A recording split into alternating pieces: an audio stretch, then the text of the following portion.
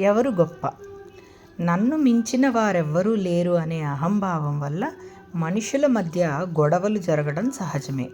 కానీ మునులు, మహాపురుషులు, దేవతలు సైతం వాటి ప్రభావంలో పడి తరువాత పశ్చాత్తాపం చెందడమే ఆశ్చర్యపరుస్తుంది. పరమేశ్వరుడి డమరుకం నుండి సంగీతం వచ్చింది.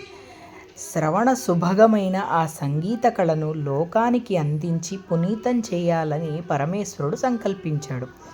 అదే సమయంలో తుంబురుడు, నారదుడు పరమేశ్వరుడి దర్శనానికి వచ్చారు.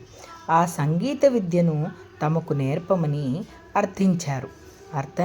అర్ధనారీశ్వరుడు అంగీకరించాడు. తుంబురుడు సంగీతం నేర్చుకొని దేవలోకంలో ప్రచారం సాగించాడు. నారదుడు భూలోకంలో సంచారం చేస్తూ సంగీత కళను పరివ్యాప్తం చేయసాగాడు. కొంతకాలం గడిచింది.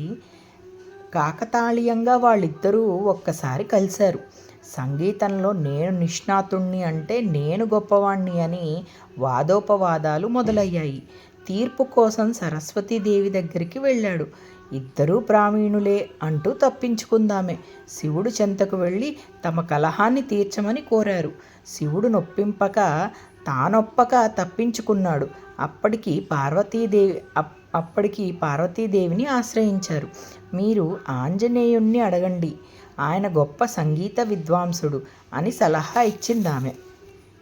తుంబుర నారదులు వింధ్యాపర్వత ప్రాంతంలో తపస్సు చేసుకుంటున్న హనుమంతుణ్ణి చేరి, పవనసుత, మమ్మల్ని పరీక్షించి మా ఇద్దరిలో గొప్ప ప్రతిభాశాలి ఎవ్వరో చెప్పాలి అని కోరాడు. మీ వీణలు ఇవ్వండి ముందు అన్నాడు వాయుపుత్రుడు. తుంబురుడు తన కళావతిని, నారదుడు మహావతిని హనుమంతుడికి ఇచ్చి ఎదుట కూర్చున్నారు. మారుతి తన సుమధుర స్వరంతో గానం చేయడం మొదలుపెట్టాడు. తుంబురు నారదులు ఆ మధుర మనోహర ఆలాపనను వింటూ పారవస్యులైపోయారు. తన అపూర్వ గాన మాధుర్యానికి అక్కడి కొండరాళ్లన్నీ కరిగి నీరై ప్రవహిస్తుంటే హనుమంతుడు హఠాత్తుగా గానం ఆపేసి చేతిలోని 2 వీణలు ప్రవాహంలోకి విసిరేశాడు. గానం ఆగిపోగానే ఆ నీళ్లన్నీ రాళ్లుగా మారిపోయాయి. తుంబురు నారదులు అవాక్కయ్యారు. అయ్యో, మా వీణలేవి అని వాపోయారు. మీ ఇద్దరూ మీ సంగీతంతో రాళ్లను నీళ్లగా మార్చి వీణలు తీసుకొని పోవచ్చు అన్నాడు హనుమంతుడు. తుంబురుడు గానం చేశాడు. రాళ్ళు రాళ్లుగానే ఉన్నాయి.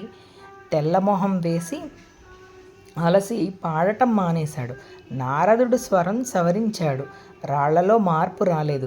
మళ్ళీ హనుమంతుడు గానం చేసి రాళ్లను నీళ్లగా మార్చి వీణలు బయటకి తీసి వారికిచ్చారు. ఏ విద్యలోనైనా అహంకారం పనికిరాదు. గర్వం పతనానికి నాంది. నిజానికి వీళ్ళిద్దరూ సమానులే. మీ మీ విధులను మీరు నిర్వహించండి అన్నాడు. హనుమకు నమస్కరించి తుంబుర నారదులు తమ వీణలతో తిరుగుముఖం పట్టారు.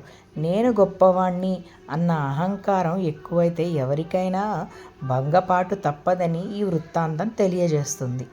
ఈనాడు పేపర్లో అంతర్యామి చిమ్మపూడి శ్రీరామమూర్తి.